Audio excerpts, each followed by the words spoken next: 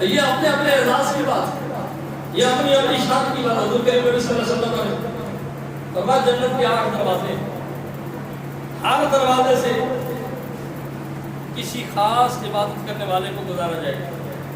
کسی دروازے سے نماز پڑھنے والوں کو گزارا جائے گا، کسی دروازے سے جہاد کرنے والوں کو گزارا جائے گا، کسی دروازے سے حج کرنے والوں کو گزارا جائے گا، کسی دروازے سے انفاق فی سبیل اللہ، اللہ کی راہ میں خرچ کرنے والوں کو گزارا جائے گا.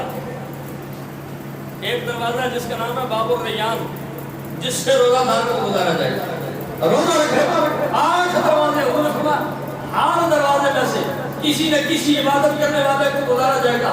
صحابہ کرام بیٹھے ہوئے تھے، حضور کریم نبی صلی اللہ علیہ وسلم کے محبوب ترین صحابی حضرت ابو بکر بھی بیٹھے ہوئے تھے. کہا یا رسول اللہ کوئی ایسا بھی کچھ نصیب ہے کہ جس کو 8 کے 8 دروازوں سے بلاوا آئے گا؟ کہ آپ ادھر سے آ جائیں، آپ ادھر سے آ جائیں، آپ ادھر سے تشریف لائیں، آپ ادھر سے آ جائیں.